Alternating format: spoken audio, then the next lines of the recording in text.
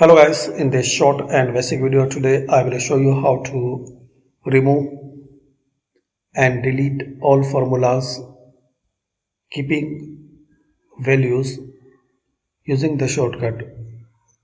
So you need press Ctrl. So firstly keep your cursor on column A. So select column A. Now Ctrl Shift and key on your keyboard. Now Ctrl C to copy this data. Now Ctrl Alt V. Now press V. Then click on OK or press Enter. Again press Enter.